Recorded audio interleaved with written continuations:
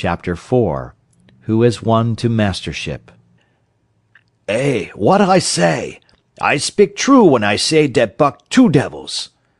This was Francois's speech next morning when he discovered Spitz missing and Buck covered with wounds. He drew him to the fire and by its light pointed them out. "Dat Spitz fight like hell," said Perrault as he surveyed the gaping rips and cuts. "And dat Buck fight like two hells," was Francois's answer. "And now we make good time. No more Spitz, no more trouble, sure." While Perrault packed the camp outfit and loaded the sled, the dog driver proceeded to harness the dogs. Buck trotted up to the place Spitz would have occupied as leader, but Francois, not noticing him, brought Sol-leks to the coveted position. In his judgment, Sol-leks was the best lead dog left. Buck sprang upon Sol-leks in a fury, driving him back and standing in his place. "Eh? Eh!" Francois cried, slapping his thighs gleefully. "Look at dat Buck! Him kill dat Spitz, him think to take the job. Go way, Chook!" he cried, but Buck refused to budge. He took Buck by the scruff of the neck, and though the dog growled threateningly, dragged him to one side and replaced Sol-leks. The old dog did not like it, and showed plainly that he was afraid of Buck. Francois was obdurate, but when he turned his back, Buck again displaced Sol-leks, who was not at all unwilling to go. Francois was angry. "Now, by gar, I fix you!" he cried, coming back with a heavy club in his hand. Buck remembered the man in the red sweater, and retreated slowly, nor did he attempt to charge in when Sol-leks was once more brought forward. But he circled just beyond the range of the club, snarling with bitterness and rage, and while he circled, he watched the club so as to dodge it if thrown by Francois, for he was become wise in the way of clubs. The driver went about his work, and he called to Buck when he was ready to put him in his old place in front of Dave. Buck retreated 2 or 3 steps. Francois followed him up, whereupon he again retreated. After some time of this, Francois threw down the club, thinking that Buck feared a thrashing. But Buck was in open revolt. He wanted, not to escape a clubbing, but to have the leadership. It was his by right. He had earned it, and he would not be content with less. Perrault took a hand. Between them they ran him about for the better part of an hour. They threw clubs at him. He dodged. They cursed him, and his fathers and mothers before him, and all his seed to come after him down to the remotest generation, and every hair on his body and drop of blood in his veins, and he answered curse with snarl and kept out of their reach. He did not try to run away, but retreated around and around the camp, advertising plainly that when his desire was met, he would come in and be good. Francois sat down and scratched his head. Perrault looked at his watch and swore. Time was flying, and they should have been on the trail an hour gone. Francois scratched his head again. He shook it, and grinned sheepishly at the courier, who shrugged his shoulders in sign that they were beaten. Then Francois went up to where Sol-leks stood and called to Buck. Buck laughed, as dogs laugh, yet kept his distance. Francois unfastened Sol-leks' traces and put him back in his old place. The team stood harnessed to the sled in an unbroken line, ready for the trail. There was no place for Buck save at the front. Once more Francois called, and once more Buck laughed and kept away. "Throw down the club," Perrault commanded. Francois complied, whereupon Buck trotted in, laughing triumphantly, and swung around into position at the head of the team. His traces were fastened, the sled broken out, and with both men running they dashed out onto the river trail. Highly as the dog driver had forevalued Buck, with his 2 devils, he found, while the day was yet young, that he had undervalued. At a bound Buck took up the duties of leadership, and where judgment was required, and quick thinking and quick acting, he showed himself the superior even of Spitz, of whom Francois had never seen an equal. But it was in giving the law and making his mates live up to it that Buck excelled. Dave and Sol-leks did not mind the change in leadership. It was none of their business. Their business was to toil, and toil mightily, in the traces. So long as that were not interfered with, they did not care what happened. Billy, the good-natured, could lead for all they cared, so long as he kept order.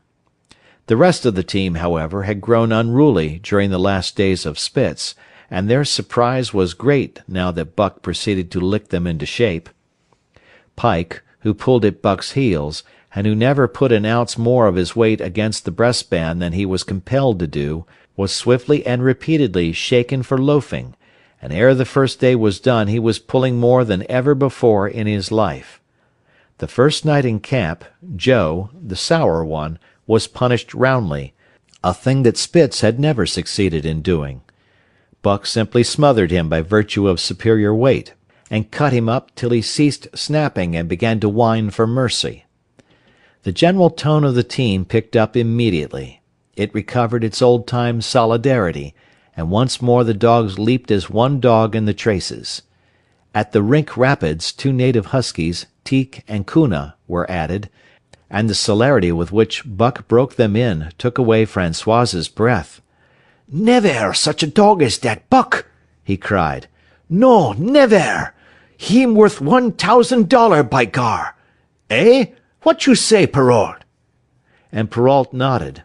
He was ahead of the record then, and gaining day by day. The trail was in excellent condition, well packed and hard, and there was no new fallen snow with which to contend. It was not too cold. The temperature dropped to 50 below zero, and remained there the whole trip. The men rode and ran by turn, and the dogs were kept on the jump, with but infrequent stoppages. The 30-mile river was comparatively coated with ice, and they covered in one day going out what had taken them 10 days coming in. In one run they made a 60-mile dash from the foot of Lake Le Barge to the White Horse Rapids. Across Marsh, Tagish, and Bennett, 70 miles of lakes, they flew so fast that the man whose turn it was to run towed behind the sled at the end of a rope. And on the last night of the second week they topped White Pass and dropped down the sea slope with the lights of Skagway and the shipping at their feet. It was a record run. Each day for 14 days they had averaged 40 miles. For 3 days Perrault and François threw chests up and down the main street of Skagway and were deluged with invitations to drink, while the team was the constant centre of a worshipful crowd of dog-busters and mushers. Then 3 or 4 Western bad men aspired to clean out the town, were riddled like pepper-boxes for their pains, and public interest turned to other idols. Next came official orders. François called Buck to him, threw his arms around him, wept over him. And that was the last of François and Perrault. Like other men, they passed out of Buck's life for good.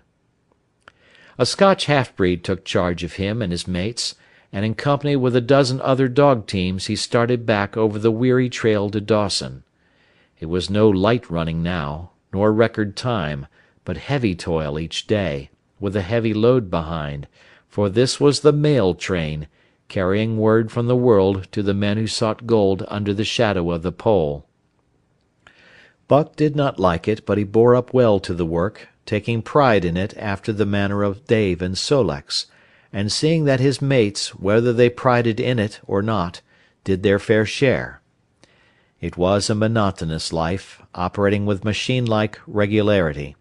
One day was very like another. At a certain time each morning the cooks turned out, fires were built, and breakfast was eaten. Then, while some broke camp, others harnessed the dogs, and they were under way an hour or so before the darkness fell which gave warning of dawn. At night camp was made. Some pitched the flies, others cut firewood and pine boughs for the beds, and still others carried water or ice for the cooks. Also the dogs were fed. To them this was the one feature of the day, though it was good to loaf around, after the fish was eaten, for an hour or so with the other dogs, of which there were 50 and odd. There were fierce fighters among them, but 3 battles with the fiercest brought Buck to mastery, so that when he bristled and showed his teeth, they got out of his way. Best of all, perhaps, he loved to lie near the fire, hind legs crouched under him, forelegs stretched out in front, head raised, and eyes blinking dreamily at the flames. Sometimes he thought of Judge Miller's big house in the sun-kissed Santa Clara Valley, and of the cement swimming tank, and Isabel, the Mexican hairless, and Toots, the Japanese pug. But oftener he remembered the man in the red sweater, the death of Curly, the great fight with Spitz, and the good things he had eaten or would like to eat. He was not homesick. The Sunland was very dim and distant, and such memories had no power over him. Far more potent were the memories of his heredity that gave things he had never seen before a seeming familiarity. The instincts, which were but the memories of his ancestors become habits, which had lapsed in later days, and still later, in him, quickened and become alive again. Sometimes as he crouched there, blinking dreamily at the flames, it seemed that the flames were of another fire, and that as he crouched by this other fire, he saw another and different man from the half-breed cook before him. This other man was shorter of leg and longer of arm, with muscles that were stringy and knotty rather than rounded and swelling. The hair of this man was long and matted, and his head slanted back under it from the eyes. He uttered strange sounds, and seemed very much afraid of the darkness, into which he peered continually, clutching in his hand, which hung midway between knee and foot, a stick with a heavy stone made fast to the end. He was all but naked, a ragged and fire-scorched skin hanging part way down his back, but on his body there was much hair. In some places, across the chest and shoulders and down the outside of the arms and thighs, it was matted into almost a thick fur. He did not stand erect, but with trunk inclined forward from the hips, on legs that bent at the knees. About his body there was a peculiar springiness, or resiliency, almost cat-like, and a quick alertness as of one who lived in perpetual fear of things seen and unseen. At other times this hairy man squatted by the fire with head between his legs, and slept. On such occasions his elbows were on his knees, his hands clasped above his head as though to shed rain by the hairy arms. And beyond that fire, in the circling darkness, Buck could see many gleaming coals, 2 by 2, always 2 by 2, which he knew to be the eyes of great beasts of prey. And he could hear the crashing of their bodies through the undergrowth, and the noises they made in the night. And dreaming there by the Yukon bank, with lazy eyes blinking at the fire, these sounds and sights of another world would make the hair to rise along his back and stand on end across his shoulders and up his neck, till he whimpered low and suppressedly, or growled softly, and the half-breed cook shouted at him, "Hey, you Buck, wake up!" Whereupon the other world would vanish, and the real world come into his eyes, and he would get up and yawn and stretch as though he had been asleep.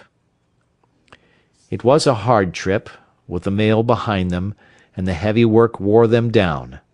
They were short of weight and in poor condition when they made Dawson, and should have had a 10 days' or a week's rest at least. But in 2 days' time they dropped down the Yukon bank from the barracks, loaded with letters for the outside. The dogs were tired, the drivers grumbling, and to make matters worse, it snowed every day. This meant a soft trail, greater friction on the runners, and heavier pulling for the dogs. Yet the drivers were fair through it all, and did their best for the animals. Each night the dogs were attended to first. They ate before the drivers ate, and no man sought his sleeping robe till he had seen to the feet of the dogs he drove. Still, their strength went down. Since the beginning of the winter they had travelled 1,800 miles, dragging sleds the whole weary distance, and 1,800 miles will tell upon life of the toughest. Buck stood it, keeping his mates up to their work and maintaining discipline, though he too was very tired. Billy cried and whimpered regularly in his sleep each night. Joe was sourer than ever, and Sol-leks was unapproachable, blind side or other side. But it was Dave who suffered most of all. Something had gone wrong with him. He became more morose and irritable, and when camp was pitched at once made his nest, where his driver fed him. Once out of the harness and down, he did not get on his feet again till harness-up time in the morning. Sometimes, in the traces, when jerked by a sudden stoppage of the sled, or by straining to start it, he would cry out with pain. The driver examined him, but could find nothing. All the drivers became interested in his case. They talked it over at meal-time, and over their last pipes before going to bed, and one night they held a consultation. He was brought from his nest to the fire, and was pressed and prodded till he cried out many times. Something was wrong inside, but they could locate no broken bones, could not make it out. By the time Cassiar Bar was reached, he was so weak that he was falling repeatedly in the traces. The Scotch half-breed called a halt and took him out of the team, making the next dog, Sol-leks, fast to the sled. His intention was to rest Dave, letting him run free behind the sled. Sick as he was, Dave resented being taken out, grunting and growling while the traces were unfastened, and whimpering broken-heartedly when he saw Sol-leks in the position he had held and served so long. For the pride of trace and trail was his, and, sick unto death, he could not bear that another dog should do his work. When the sled started, he floundered in the soft snow alongside the beaten trail, attacking Sol-leks with his teeth, rushing against him and trying to thrust him off into the soft snow on the other side, striving to leap inside his traces and get between him and the sled, and all the while whining and yelping and crying with grief and pain. The half-breed tried to drive him away with a whip, but he paid no heed to the stinging lash, and the man had not the heart to strike harder. Dave refused to run quietly on the trail behind the sled, where the going was easy, but continued to flounder alongside in the soft snow, where the going was most difficult, till exhausted. Then he fell, and lay where he fell, howling lugubriously as the long train of sleds churned by. With the last remnant of his strength he managed to stagger along behind till the train made another stop, when he floundered past the sleds to his own, where he stood alongside Sol-leks.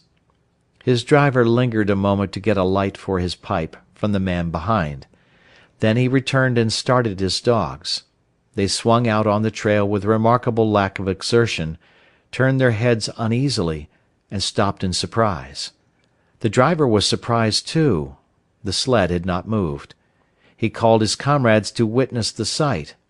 Dave had bitten through both of Sol-leks's traces, and was standing directly in front of the sled in his proper place. He pleaded with his eyes to remain there. The driver was perplexed. His comrades talked of how a dog could break its heart through being denied the work that killed it, and recalled instances they had known, where dogs, too old for the toil, or injured, had died because they were cut out of the traces. Also, they held it a mercy, since Dave was to die anyway, that he should die in the traces, heart easy and content. So he was harnessed in again, and proudly he pulled as of old, though more than once he cried out involuntarily from the bite of his inward hurt. Several times he fell down and was dragged in the traces, and once the sled ran upon him so that he limped thereafter in one of his hind legs. But he held out till camp was reached, when his driver made a place for him by the fire. Morning found him too weak to travel. At harness-up time he tried to crawl to his driver. By convulsive efforts he got on his feet, staggered, and fell.